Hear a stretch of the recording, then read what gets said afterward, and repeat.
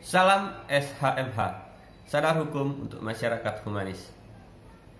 Saudara-saudari, ketika kita berbicara hukum pajak dan hukum acara perpajakan, maka yang dominan dalam hal ini adalah hukum yang tertulis.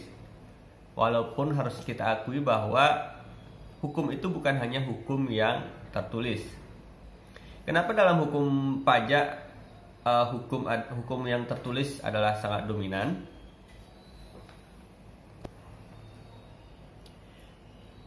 Pajak adalah suatu memiliki sifat lex specialis, yaitu bersifat khusus.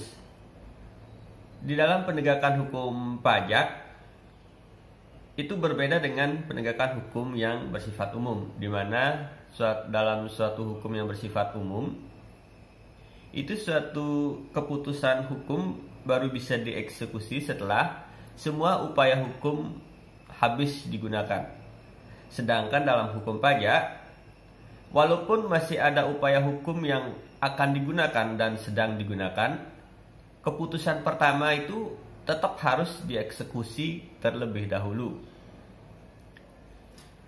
Namun, harus kita akui bahwa di dalam sistem hukum Indonesia, hukum yang tidak tertulis pun seperti teori dan asas-asas hukum itu pun tetap memiliki ruang di dalam sistem hukum Indonesia.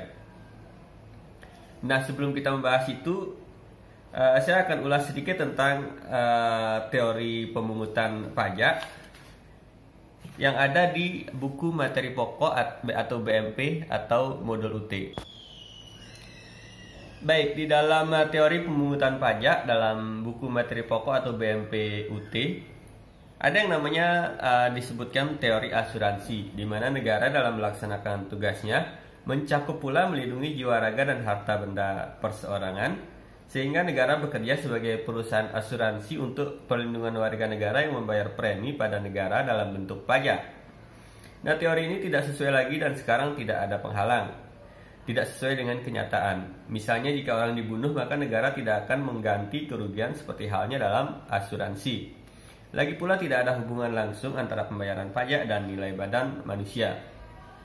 Kedua, ada teori kepentingan. Menurut teori ini, pajak mempunyai hubungan dengan kepentingan individu yang diperoleh dari kekayaan negara. Makin banyak individu mengenyam atau menikmati jasa dari pekerjaan pemerintah, maka besar pula pajaknya. Kemudian teori daya pikul, di mana teori ini mengemukakan bahwa pemungutan pajak harus sesuai dengan kekuatan membayar dari wajib pajak dengan memperhatikan pada besarnya penghasilan dan kekayaan, juga pengeluaran belanja wajib pajak tersebut. Menurut Profesor W.G. de Longen, daya pikul adalah besarnya kekuatan seseorang untuk dapat mencapai pemuasan kebutuhan setinggi-tingginya setelah dikurangi dengan mutlak kebutuhannya yang primer, seperti contohnya biaya hidup yang mendasar. Biaya hidup yang mendasar atau biaya hidup minimal kalau diterapkan atau diaplikasikan di Undang-Undang Perpajakan di Indonesia disebut penghasilan tidak kena pajak, di mana PTKP ini akan berubah, di mana sejak tahun 1983 dan terakhir diubah dengan Undang-Undang nomor 17 tahun 2000 diberikan sebesar 2.880.000 untuk diri wajib pajak orang pribadi, 1.440.000 tambahan untuk wajib pajak yang menikah, 2.880.000 tambahan untuk seorang istri yang penghasilannya digabung dengan penghasilan suami, 1.440.000 tambahan untuk setiap anggota keluarga sedarah dan semenda dalam garis keturunan lurus, serta anak angkat yang menjadi tanggungan sepenuhnya, paling banyak 3 orang untuk setiap keluarga. Kemudian dalam pemungutan pajak ada teori daya beli, di mana teori ini bersifat modern. Ia tidak mempersoalkan asal-usul negara memungut pajak, melainkan banyak melihat kepada efeknya dan memandang efek yang baik itu sebagai dasar keadilannya.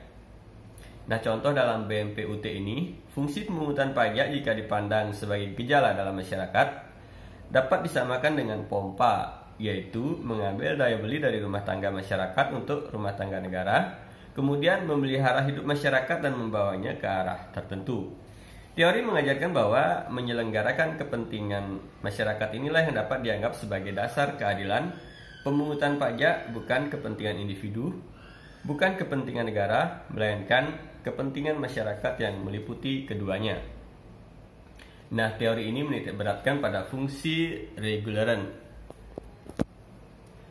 Nah, saudara-saudari, selain teori pemungutan pajak lagi, saya akan bacakan atau review sedikit yang ada di buku materi pokok hukum pajak terbitan Universitas Terbuka ini. Ada yang namanya asas pemungutan pajak, di mana dalam hukum pajak harus berasaskan keadilan maupun pada pelaksanaan pemungutannya. Keadilan sangat relatif, dan sekarang dikatakan adil atau benar, yang akan datang sudah tidak adil atau tidak benar lagi. Nah, ini tentunya berubah, sedangkan hukum positif yang tertulis belum tentu dapat secepat itu untuk dirubah. Seperti halnya ilmu filsafat, ilmu untuk mencari kebenaran, tetapi manusia tidak memiliki kebenaran. Benar hanya pada saat tertentu dan atau pada ruang tertentu saja. Proses untuk mencari keadilan dalam pemungutan pajak, maka muncul beberapa teori hasil pemikiran para ahli atau pakar untuk membenarkan dasar hukum pajak pada pemungutan pajak bukan sebagai perampokan atau perampasan, tetapi pemungutan pajak yang adil dan benar.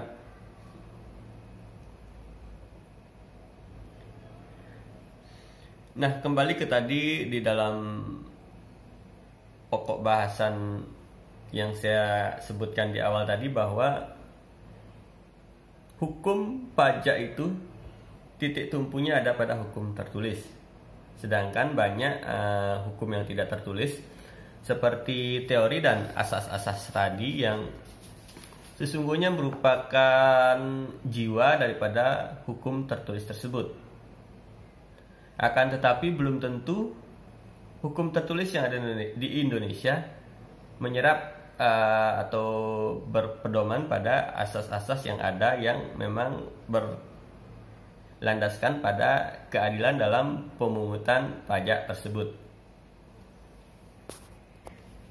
Nah, jadi walaupun hukum pajak ini menekankan kepada hukum tertulis guna menjamin keadilan tersebut, akan tetapi banyak pula asas-asas dan teori-teori yang walaupun dia tidak tertulis secara nyata di dalam hukum tertulis, akan tetapi dirujuk atau digunakan sebagai dasar untuk menyusun hukum yang tertulis tersebut.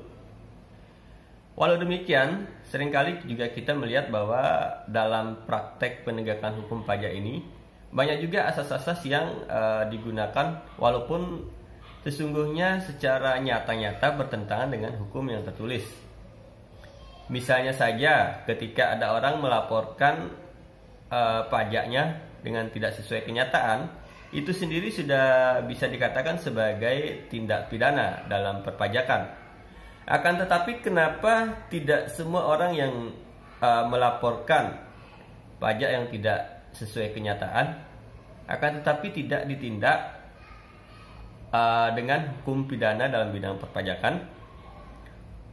Nah, hal-hal seperti inilah di mana di dalam sistem hukum Indonesia suatu hukum yang tidak tertulis seperti teori dan asas-asas hukum ini tetap mendapatkan ruang di dalam sistem hukum perpajakan di Indonesia. Demikian ulasan singkat saya kali ini. Salam SHMH, Sadar Hukum untuk Masyarakat Humanis.